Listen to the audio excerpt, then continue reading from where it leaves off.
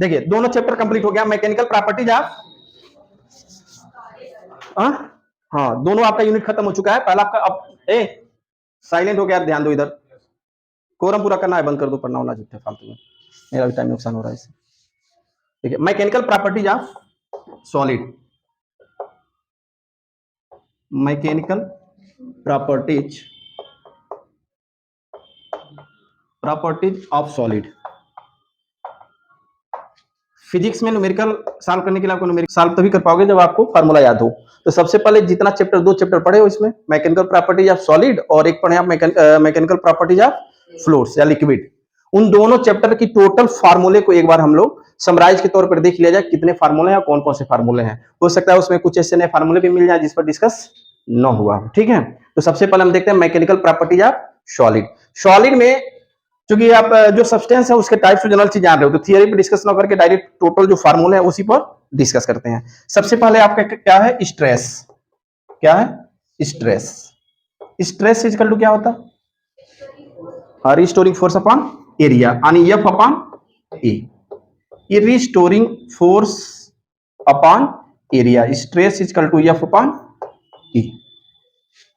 अब ये स्ट्रेस के टाइप थोड़ा सा जो कॉमन चीज है उसको डिस्कस कर सकते हैं। स्ट्रेस के टाइप बताओ कौन कौन से होते हैं। टेंसाइल स्ट्रेस, टेंसाइल स्ट्रेस, या इसी को क्या कहते हो, longitudinal, longitudinal stress. Second, compression stress. Third, third बताओ, हाइड्रोस्टैटिक्स स्ट्रेस। फोर्थ, टेंजेंशियल या शेयरिंग स्ट्रेस। ठीक है, तो इसमें देखो टेंसाइल मतलब क्या होती है, वो लेंथ के रूप में इंक्रीज होता है। कंप्रेस मतलब लेंथ डिक्रीज होती है। कंप्रेस मतलब स्प्रिंग, स्प्रिंग पे जब एक्सटर्नल फोर्स लगाओगे तो क्या होगा, उसकी लेंथ कम होगी, तो कंप्रेसिव स्ट्रेस हो गया। ये आपका हाइड्रोस्टैटिक स्ट्रेस हो गया। और हाइड्रोस्टैटिक स्ट्रेस मतलब वही वॉल्यूमेट्रिक स्ट्रेस जो सभी चारों तरफ से लगता है, जिसमें प्रेशर चेंज होता है, प्रेशर लगाने से उसकी पूरी वॉल्यूम चेंज होती है, तो क्या हो गया, हाइड्रोस्टैटिक स्ट्रेस। और ये हो गया टेंजेंशियल या शेयरिंग स्ट्रेस। कोई एक नया वर्ड इसमें तुमको मिला है ऐसे ही सेकेंड ईयर का, सेकेंड ईयर ट्वेल्थ में दो तीन डेरिवेशन थोड़ा सा वेब ऑप्टिक्स में और ऑप्टिक्स में दो डेरिवेशन है जो थोड़ा सा क्लिच था, तो उसको हम जब स्टार्टिंग पढ़ा रहे थे हुबहू किताब छपवा दिए थे क्लास में जनरली, हालांकि किताब पे यूज नहीं किए थे, जनरली किताब में जो लिखा था वैसे। कल उसको डिराइव कराया बोले सब, तो वो अलग तरीके से, मतलब जो 1.5 पेज में था वो लगभग हमको 5-6 लाइन में डिराइव कर दिए। तो कहना सभी बताइए कोचिंग में था पैसे पढ़ा देते कराए होंगे ऐसे ही, वो चीज आज यहाँ बता दी हम लोग तुरंत समझ में आ गया। हम कहना ऐसी कोई बात नहीं है, तो हम कहेगा अब इसको तीसरी बार कहोगे डिराइव करने के लिए फिर दूसरा रूल आ जाएगा। तो ऐसा नहीं, वो चीजें रटा हुआ रूल्स नहीं है कि जो रटा हुआ वही हुबहू छाप दिया जाए। तो अब डिराइव करते समय जो माइंड यहाँ चला भाई, डेरिवेशन में क्या होता है कि आप बाहर से निगमन उसको कहते हैं, यानी ऑलरेडी हमको रिजल्ट पता है, हमको अपना रास्ता बनाते हुए वहां पहुंचना है, तो बहुत सारे रास्ते जो नहीं भी होता उसको भी ऐड करके वहां तक पहुंच जाता है। तो ये आपका क्या हो गया, स्ट्रेस। ठीक है, इसके बाद है स्ट्रेन। क्या है, स्ट्रेन। स्ट्रेन क्या होता है बताओ, स्ट्रेन का डिफिनेशन आ जाए क्या लिखोगे, change in dimension, change in dimension. Dimension मतलब समझते हो ना, क्या, उसकी शेप और शेप साइज जो भी है, change in dimension upon original, original dimension, original dimension. ठीक, इसकी यूनिट आपकी होती है, क्या होगा, न्यूटन पर मीटर स्क्वायर या डाइन पर सेंटीमीटर स्क्वायर, और डायमेंशन क्या लिख दोगे, एम एल -1 टी -2। ठीक है, पूरे चैप्टर का टॉपिक वाइज ऐसा पढ़ो कि पूरी चैप्टर का टॉपिक वाइज पूरे फार्मूले एकदम बिल्कुल याद हो। ये आपका स्ट्रेन होगा। अब बताओ स्ट्रेन के भी टाइप होंगे, क्योंकि हर ऑब्जेक्ट की शेप और साइज कितने रूप में चेंज हो सकता है, 3 रूप से, स्पेशली 3 रूप से। या तो उसका लेंथ के रूप में चेंज करोगे, एरिया के रूप में चेंज करोगे, वॉल्यूम के रूप में चेंज करोगे, और एक शेयरिंग के रूप में। तो ये जो इसके टाइप है वो कितने बताओ, यही लिख देता हूं, बताओ कौन कौन से हैं। लॉन्गिट्यूडनल स्ट्रेन, सेकेंड है आपका वॉल्यूमेट्रिक स्ट्रेन, और ये आपका क्या हो गया, एस एच ई आ रहे हैं जी, शेयरिंग स्ट्रेन। लॉन्गिट्यूडनल स्ट्रेन मतलब लेंथ के रूप में जो उसकी चेंजिंग होती है उसको क्या लिखते हो, डेल्टा यल अपान यल। ठीक। वॉल्यूमेट्रिक का मतलब हो गया delta V upon V. Pressure अगर ऊपर से लगाओगे तो वैल्यूम उसकी चेंज होगी, निगेटिव होगा, और बाकी अगर एक्सेस प्रेशर लगा रहे हो तो उसकी वैल्यूम पॉजिटिव होगा, डिक्रीजिंग क्या होगी, पॉजिटिव होगा, क्योंकि बढ़ेगा, एक्सेस प्रेशर बढ़ेगा ना अभी लिक्विड में जो लगता है। और आपका शेयरिंग स्ट्रेन क्या होता है बताओ, टेन थीटा, या लगभग थीटा, अगर कम थीटा है तो उसको कम थीटा, मतलब अगर थीटा की वैल्यू बहुत छोटा है तो टेन थीटा को लगभग थीटा भी लिखते हो, बताया हूं ऑलरेडी। इसकी वैल्यू क्या होती है बताओ, जो आप मानोगे, मान लो अगर एक्स मानोगे डेल्टा एक्स अपान यल, या इसको डेल्टा यल अपान यल भी लिख सकते हो, अभी फिगर बना के बताएंगे जब आपका। हाँ नहीं, हाइड्रोस्टैटिक्स मतलब यही है आपका ए वॉल्यूमेट्री की, ठीक है। और ए जो है आपका लॉन्गिट्यूडनल की दो टाइप हो गए, टेंसाइल मतलब लेंथ इंक्रीज होना, और कंप्रेशन मतलब लेंथ डिक्रीज होना, ठीक है। ये हो गया, ये आपका स्ट्रेन हो गया। इसके बाद है आपका हुक्स लॉ। क्या है हुक्स लॉ? हुक्स लॉ बताइए क्या होता है। हुक्स लॉ सीधे है, जितना स्ट्रेस लगाओगे उतना ही स्ट्रेन होता है, स्ट्रेन मतलब ऑब्जेक्ट में चेंजिंग होती है।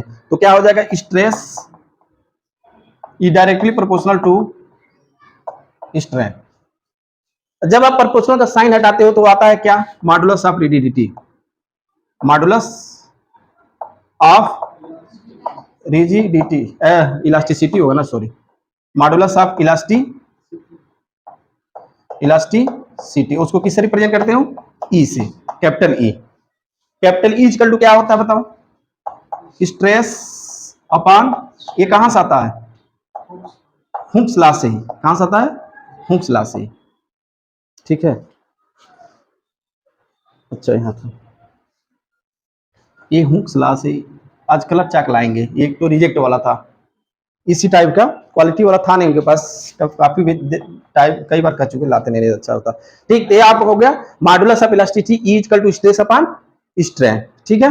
यूनिट इसका क्या होगा बताओ, यूनिट सेम यही होगा, जो स्ट्रेस का है वही मॉडुलस ऑफ इलास्टिसिटी का होगा। बंद हो गया क्या, ठीक। बाकी स्ट्रेन का होता नहीं, स्ट्रेन क्या है, डायमेंशनल लेस और यूनिट लेस दोनों, क्यों क्योंकि ये सेम फिजिकल क्वांटिटी का रेशियो होता है, ठीक है।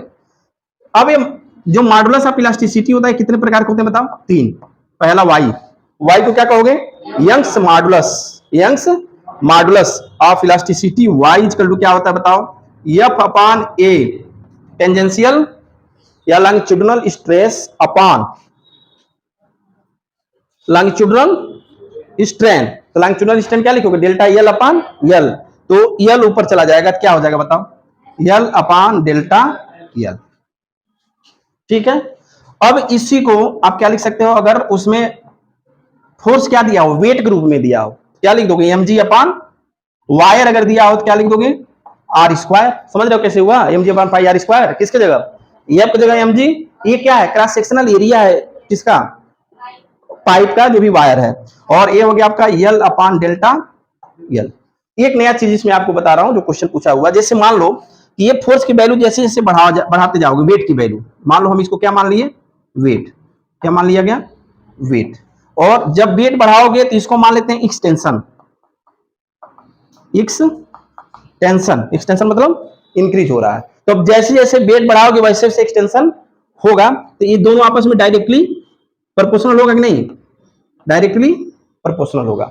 और यहां मान लो जब डायरेक्टली प्रोपोर्शनल होती है, थीटा क्या होगा, कांस्टेंट होता है। डायरेक्टली प्रोपोर्शनल में क्या होता है, थीटा कांस्टेंट होता है। अब वही कोई बात नहीं, इसको क्या लिख सकते हो, tan theta equal to M G, आपका क्या डेल्टा एल होगा। मान लो एक्सटेंशन कितना हुआ, डेल्टा एल, और ए वेट कितना है, एम जी। तो टेन थीटा इक्वल टू क्या होगा, delta L upon M G. तो डेल्टा यल अपान एम जी, यानी इसका मतलब ये हो गया कि जो y की वैल्यू यहां हो जाएगी, क्या हो जाएगी, यल अपान पाई आर स्क्वायर टेन थीटा हो जाएगा क्या, डेल्टा यल अपान एम जी। और यहां क्या है, डेल्टा यल अपान एम जी। तो जब एम जी अपान डेल्टा यल करोगे तो क्या हो जाएगा, वन अपान टेन थीटा। तो mg अपान डेल्टा यल की जगह क्या लिख सकते हो, 1 अपान टेन थीटा। तो क्या आ गया, y equal to L upon pi R square tan theta. अगर वहां पे यल दे दिया, थीटा दे दिया हो और y पूछे तो वह कंफ्यूजन है, ये फार्मूला हम शायद नहीं नोट कराए थे, है ना। तो आपका क्या हो गया, y equal to L upon pi R square tan theta. ठीक, कैसे समझे ये, मैंने इसका मतलब क्या है कि वेट को आप बढ़ाते जाओ। हालांकि ये प्रैक्टिकल है आपका, संभवतः आया हुआ है वो स्प्रिंग में आप एक एक नहीं एक देखे होगे, गए लैब में तो गए ही हो तुम लोग, 2 बार ले गए थे। तो उसमें हम वेट जो होता है उसमें एक ग्राम में छोटे छोटे आपके वो रखे हुए बाट, उसको एक एक वो रखते जाओगे तो देखोगे किस रेशियो में वो इंक्रीज, बाट रखे तो पहले लेंथ कितना इंक्रीज था आप मेजर करोगे। ऐसे आपका स्केल होता है और यहाँ पे क्या होता है, ऐसे स्प्रिंग होती है। तो इसमें आप क्या करोगे, एक एक वेट एक एक चीज बढ़ाते जाओगे तो यह चेंज होगा ना इसमें। अरे भाई बढ़ाते जाओगे तो चेंज होता है, यहाँ पे मीटर स्केल पता चलेगा कितना इंक्रीज हो रहा है। तो उसी रेशियो से यहाँ आप एक्सटेंशन मान लो और इसको वेट मान लो। तो पहले मान लो 10 ग्राम रखे थे तो कितना चेंज हुआ, 20 ग्राम रखे तो कितना चेंज हुआ, 30 ग्राम रखे तो कितना चेंज हुआ। तो जो रेशियो मिलेगा वो किस रूप में मिलेगा, डायरेक्टली प्रोपोर्शनल के रूप में। तो ये ठीक देखेंगे अगर मिल जाएगा तो ये आप समझे ना, ये क्या था, यंग्स मॉडुलस का मेजर करने का ये फार्मूला है प्रैक्टिकली, इससे पता चलता है क्या है। ठीक, तो y इक्वल टू यल अपन ये हो गया। दूसरा है आपका क्या, बल्क मॉडुलस। दूसरा क्या है, बल्क मॉडुलस। इसको आप ऐसे ना पेज पर हर चैप्टर के बाद लिख लिया करो समरी के तौर पे फार्मूला। बल्क मॉडुलस बताइए क्या होता है, इसको हम के भी रिप्रेजेंट करते हैं, स्मॉल के या बी भी लिखते हैं, स्मॉल के या बी। किसको, बल्क मॉडुलस को। बल्क मॉडुलस इक्वल टू क्या होता है बताओ, क्या हो जाएगा, एफ अपान ए, एफ अपान ए अपान किसमें चेंजिंग हो रहा है, वोल्यूमेट्रिक स्ट्रेन होता है, यानी माइनस, माइनस क्यों लिया जा रहा है, डेल्टा भी अपन भी। एफ अपान ए को क्या लिख सकते हो, पी, प्रेशर लगता है ना उसमें, तो इसलिए इसकी वैल्यू क्या हो जाएगी बताइए, इसको लिख सकते हो minus P V upon delta B. बोलो इसमें किसी कोई डाउट, इस फॉर्मूले में समझ में आया कैसे वो minus P we upon delta B. ठीक है, अब होता है कंप्रेसिबिलिटी में भी हो सकता है डिफिनेशन दे दें। कंप्रेसिबिलिटी क्या होती है, कंप्रेसिबिलिटी जो होती है ये बल्क मॉडुलस का ही इनवर्सली होता है या रेसिप्रोकल होता है। ठीक है, रेसिप्रोकल ऑफ बल्क मॉडुलस, तो उसको लिख सकते हो 1 upon B equal to compressibility, compressibility equal to 1 upon B. फिर इसका जब यूनिट लिखोगे क्या हो जाएगा, कंप्रेसिबिलिटी का इसका यूनिट लिखो, बताओ क्या हो जाएगा, मीटर स्क्वायर, हाँ मीटर स्क्वायर पर न्यूटन। तो फिर डायमेंशन क्या हो जाएगा इसका बताओ, एम पर -1 एल टी हो जाएगा क्या, यही टी पर एम एल स्क्वायर टी -2, हाँ टी पर 2 हो जाएगा। गुड, तो ये आपका क्या निकला, यंग्स बल्क मॉडुलस। ठीक, उसके बाद आपका क्या है थर्ड, थोड़ा सा इसको थर्ड लिख दें उसके बाद फिर मिटाएंगे, लिख लेना एक बार, ये दिख रहा है यहाँ पे, हाँ ठीक है। थर्ड है आपका क्या, शेयरिंग, क्या मॉडुलस ऑफ रिजिडिटी लिख लो, मॉडुलस ऑफ रिजिडिटी। इसकी वैल्यू क्या होती है, ईटा, किससे रिप्रेजेंट करते हो, ईटा। ईटा इक्वल टू क्या हो जाएगा, एफ अपान ए इंटू थीटा, हम लिख सकते हैं फार्मूला में, एफ अपान ए इंटू थीटा। कैसे आया कोई बताएगा, इसमें यही तो होता है ना, देखो ये आपका कोई चीज है और इस पर अगर फोर्स लगा रहे हो तो क्या होता है, ये ऐसे आगे की तरफ बढ़ जाता है ना, यहाँ थीटा हो गया, अगर ये यल है और ये कितना हो गया डेल्टा, यल अगर आगे की तरफ बढ़ गया, समझ रहे हो फिगर से, फोर्स आप ऐसे लगाए, घातक लगाओ तो ऐसे आगे की तरफ मुड़ जाता है ना, और नीचे वाला स्थिर है, तो ये टेन थीटा इक्वल टू क्या होगा बताओ, डेल्टा यल अपान यल, यही होगा ना, डेल्टा यल अपान यल। तो यहाँ पे क्या लिखोगे, एफ अपान ए अपान डेल्टा यल अपान यल। तो जब डेल्टा यल अपान यल को क्या लिखोगे, टेन थीटा, क्या लिखोगे, टेन थीटा। और टेन थीटा अगर बहुत छोटा है तो उसको क्या लिख सकते हो, थीटा भी लिख सकते हो। क्लियर, तो ये आपका ये हो गया, ये आपके तीनों मॉडुलस हो गए।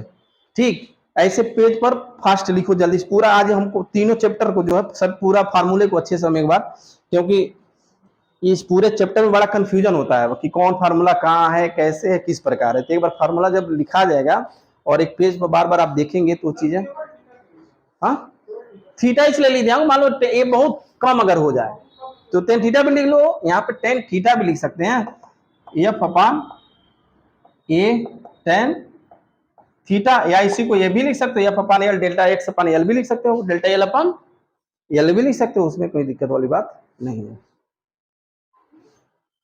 यहाँ टेन थीटा की वैल्यू क्या है बताओ, यहाँ टेन थीटा की वैल्यू क्या है, डेल्टा एल अपान एल, ये ध्यान रखना। शानदार।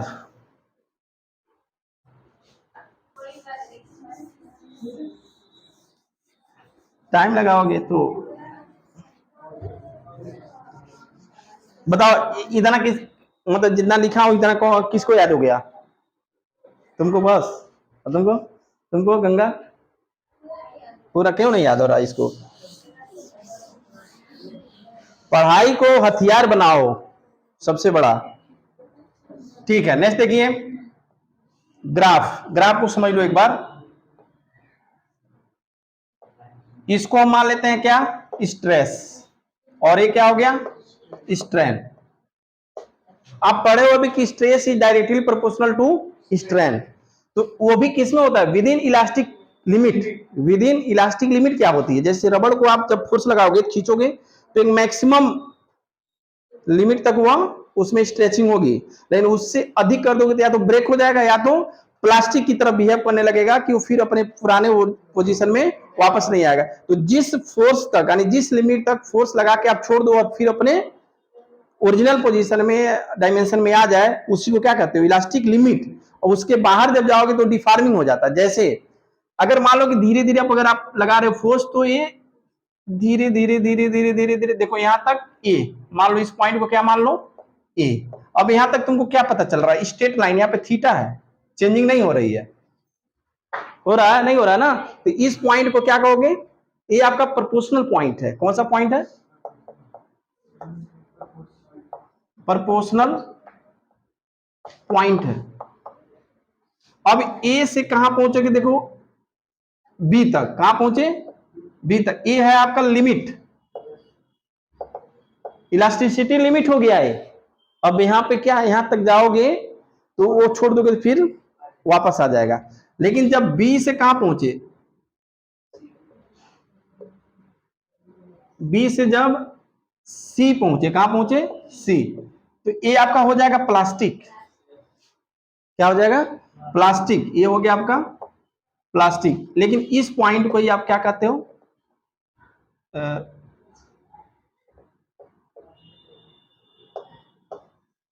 Yield strain. क्या कहते हो, यील्ड स्ट्रेन। अब उसके बाहर जाओगे हो तो ब्रेक भी हो सकता है, ठीक है। और ये आपका क्या होता है, एस वाई इसको कहते हैं, एस वाई से रिप्रेजेंट करते हैं। अब इसके बाद जब बढ़ोगे तो क्या हो जाएगा, ये मान लो डी, इसको हम कहेंगे फ्रैक्चर, फ्रैक्चर पॉइंट, ठीक है, फ्रैक्चर पॉइंट हो गया है।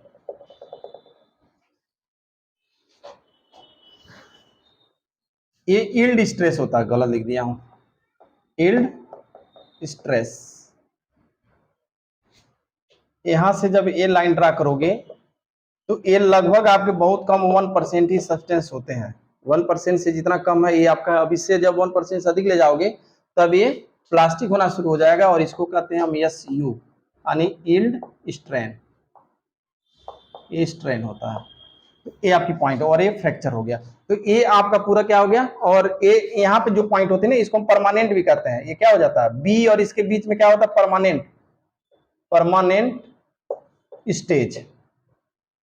परमानेंट स्टेज तो परमानेंट चेंज हो गया, अब पुनः ओरिजिनल पॉइंट में नहीं आएगा, अभी आप छोड़ोगे। और जब इससे अधिक ले जाओगे तो फिर ब्रेक होने लगता है, शुरू हो जाता है। तो ये आपका अक्सर पूछ देता है कि कौन कौन सा क्या पॉइंट इंडिकेट करता है, फिगर बना देता है और उसमें पूछता है, हालांकि इसमें नहीं देंगे। जो सबसे इंपॉर्टेंट है वो है इलास्टिक एनर्जी। इलास्टिक एनर्जी क्या होती है, ऐसे समझो, डिराइव करने के लिए अगर आ जाए तो सबसे पहले क्या मान लोगे, इसका लेंथ 0 था, लेंथ तो एल है, इसमें कोई चेंजिंग नहीं है, कितना है 0 है। धीरे धीरे फोर्स को बढ़ाओगे तो चेंजिंग कितना होगा, डीएल होगा। तो फोर्स कितना लगाए, हम बताए थे ना, नहीं देखो 0 था पहले और बढ़ाते बढ़ाते कहां तक आए, एफ तक, तो एवरेज फोर्स कितना हो गया 0 + 2, तो F/2 हुआ ना। तो इसलिए जो टोटल एनर्जी जब निकालोगे तो 1/2, तो ये तो एफ हो गया, टोटल एफ लगा, और इस एफ लगने से उसमें स्ट्रेचिंग कितना हुआ, डेल्टा एल का, यही क्या हो गया, एनर्जी हो गई, क्या हो गया, एनर्जी हो गया, इलास्टिक एनर्जी। बहुत आसान, अब इसमें कुछ नहीं करना है, ए एल से मल्टीप्लाई कर दो और ए एल से डिवाइड कर दो, तो U इक्वल टू क्या हो जाएगा बताओ, 1/2, इसको लिख सकते हो F/A, और इसको लिख सकते हो डेल्टा L/L इंटू AL, बोलो लिखा जा सकता है।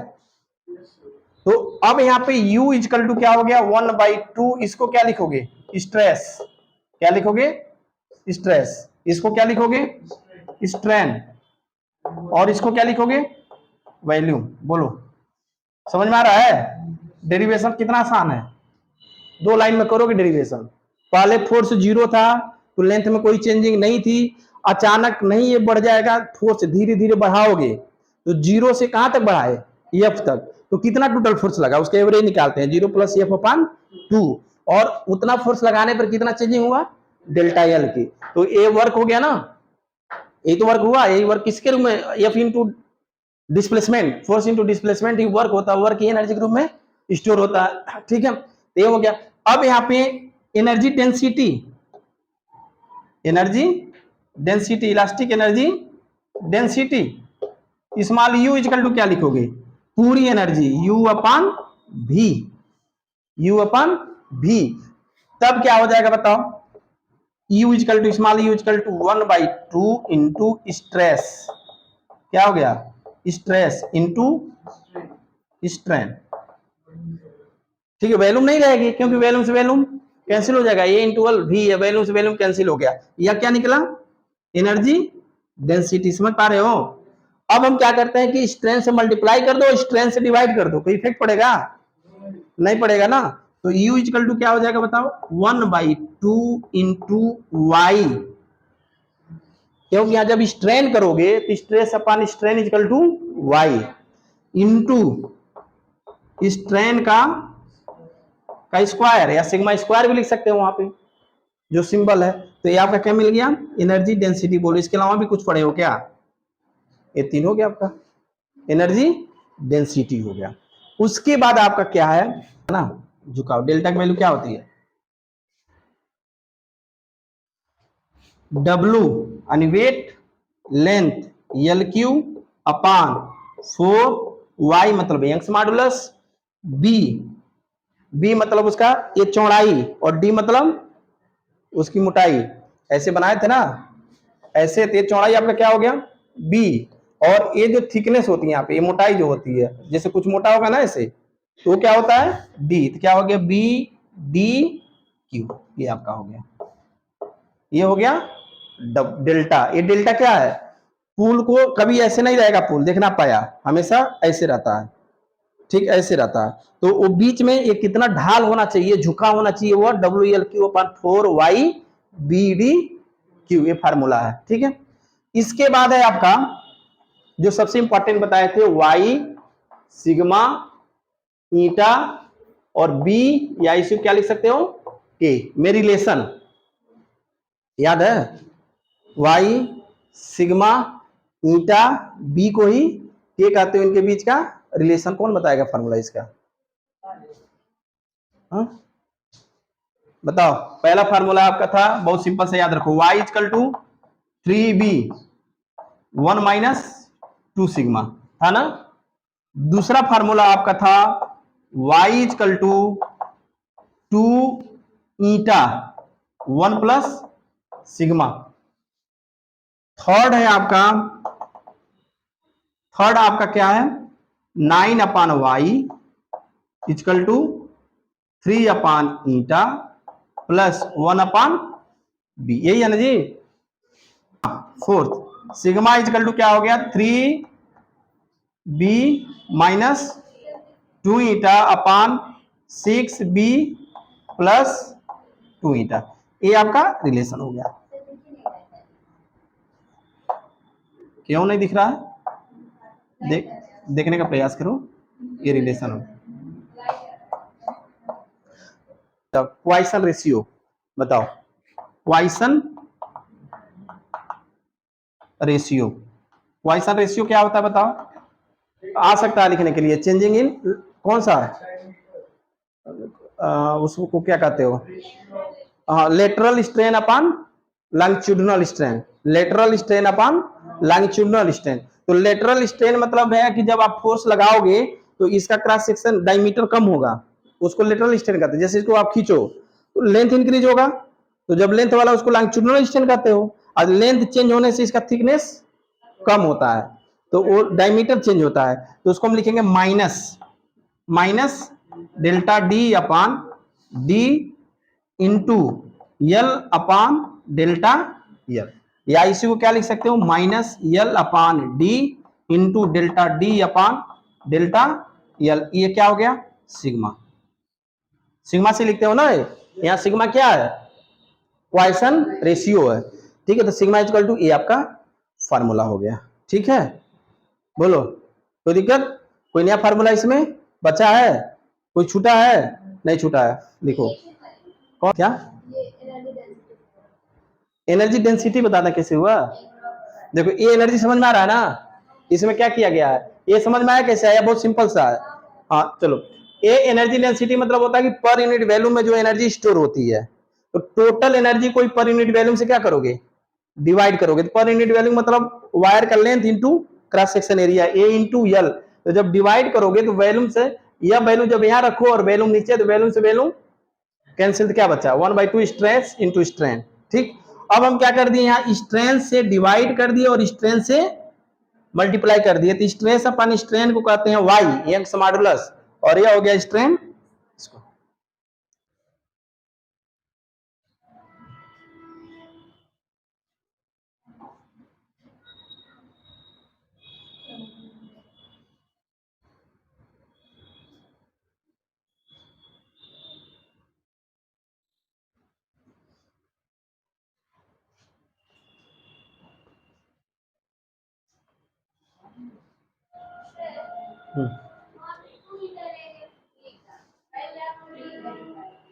y equal to 2 eta 1 plus sigma, 2 eta ही है, 3 ईटा लिखे हो, सुधार कर लो उसको थोड़ा सा। हाँ उसको सुधार कर लो, ठीक है। जो भी थोड़ा फार्मूले मिस्टेक है उसको सुधार कर लो, बाकी उसके बाद जो डायरेक्ट करके लिखिए वो लिखा गया होगा कैसे पता नहीं, इसीलिए तो मैं फाइनली एक बार लिखा दे रहा हूँ, कहीं गलत हो ऐसा ही हो, उसको क्लियर हो जाए। देखो यहाँ पे यह जो ढाल होती है इनके यही डिस्टेंस क्या है? यल। क्या है? यल। यह जो विड्थ है इसकी वैल्यू कितनी है? बी। और ये जो थिकनेस है इसकी वैल्यू कितनी है? डी। तो प्रैक्टिकली पाया गया कि जो ढाल है, जो बीच में ऐसे ढाल जो बन रहा है डेल्टा, उसकी वैल्यू ये होना चाहिए, इसी तरह जानो। ये वेट है नीचे की तरफ, मतलब उस पर वेट लगेगा ना नीचे की तरफ, ये कितना वेट ही जो है इसको, अब इस पे जब चलेगा तो ऐसे कंप्लीट हो गया।